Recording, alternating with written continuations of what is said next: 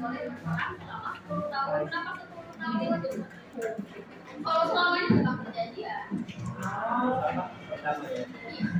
Siapa yang itu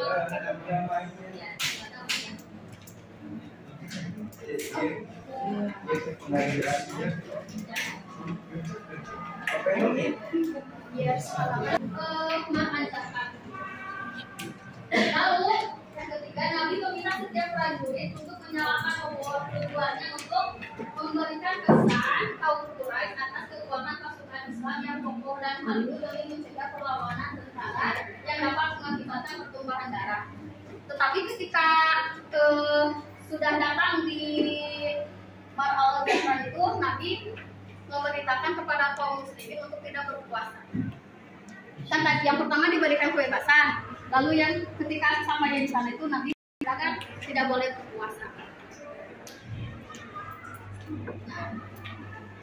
Lalu, ketika perjalanan itu Rasulullah berpesan kepada panglima pasukannya untuk tidak menyakiti siapapun kecuali orang-orang yang mereka beberapa orang yang harus dibunuh. Walaupun mereka berlindung diri dengan bergantung di kain penutup Ka'bah, mereka salah satunya adalah Abdullah bin Sa'ad, saudara Bani Amir bin Lu'ay.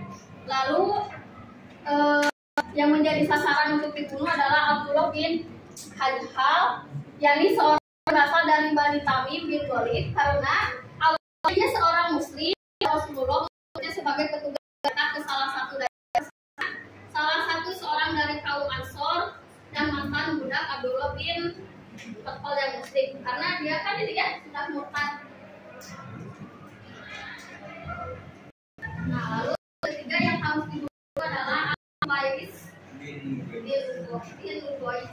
bin Wahab bin Abdul bin Usoy, termasuk orang yang menjadi sasaran untuk dibunuh sebab ia termasuk salah seorang yang menyakiti Rasulullah di Mekah. Dan kita nggak tahu ya menyakitnya itu seperti apa. Lalu selanjutnya ada Mikyas bin Kubabah, menjadi orang yang diburu Rasulullah, memerintahkan untuk membunuh Mikyas bin Kubabah karena ia telah membunuh salah satu kaum Ansor yang membunuh saudaranya dengan tidak sengaja. Padahal kan dia itu sudah tidak sengaja, tapi dibunuh oleh Mikyas. Lalu kemudian Sarah, mantan budak salah seorang dari Bani yang tadi yang budaknya Hatib itu harus dibunuh. Kemudian ada Ikrimah bin Abu Jahal dan istrinya, itu yang harus dibunuh. Tapi ketika di perjalanan Sarah itu meminta jadi.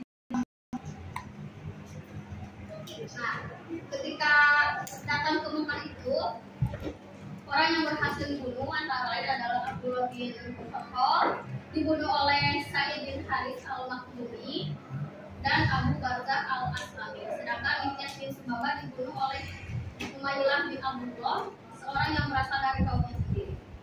Adapun dua penyanyi wanita Abdullah bin Khattal, salah satunya dibunuh sedang yang lainnya melarikan diri. Kemudian dia meminta jaminan keamanan kepada Rasulullah dan Rasulullah mengabulkan permintaannya, jadi tidak jadi.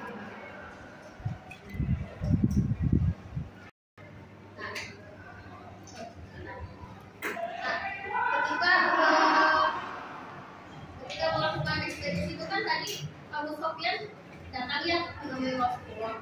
Tetapi ketika menemui Rasulullah itu, Abu Sufyan itu masuk Islam, dia itu bersahadat.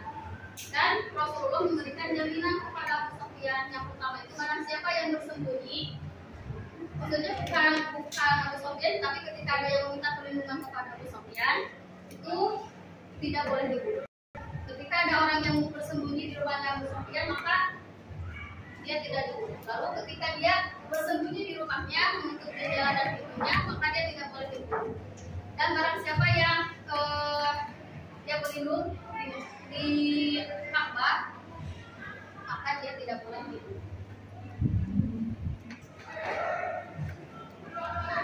Lalu kan Rasulullah itu yang datang ke Mekah itu bukan huruf ya, bukan kayu perang, enggak ya.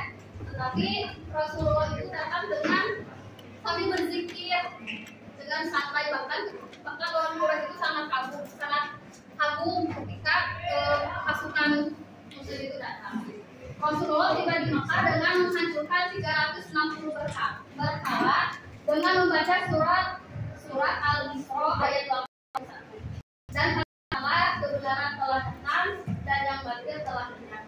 Sungguh yang batil itu pasti lenyap. Nah, ketika Ka'bah sudah bersih atau suci, maka Bilal itu mengumandangkan azan. Lalu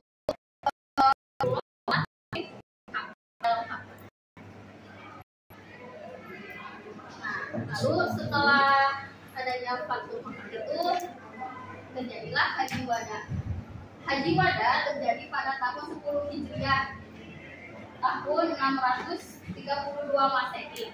Pada momen Haji Wada, Nabi Muhammad menjalankan umroh dan haji sekaligus. Kata wada dalam bahasa Arab artinya perpisahan. Disebut demikian karena dalam ibadah haji ini Rasulullah menyampaikan pidato terakhir. Jadi detik-detik Rasulullah itu akan meninggal. Nah, kan tadi di Haji Wada itu perjalanan Rasulullah itu dari Mina ke Arafah.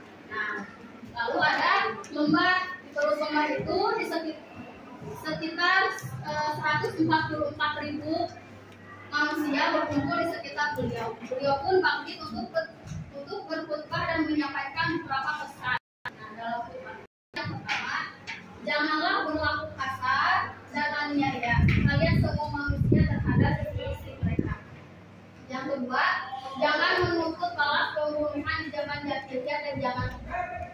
Lalu yang ketiga, jangan pula saling membunuh dan saling menjadi kafir seperti sepeninggal beliau, dan berpeganglah pada kitab Allah atau Al-Quran dan sunnahnya supaya tidak tersesat.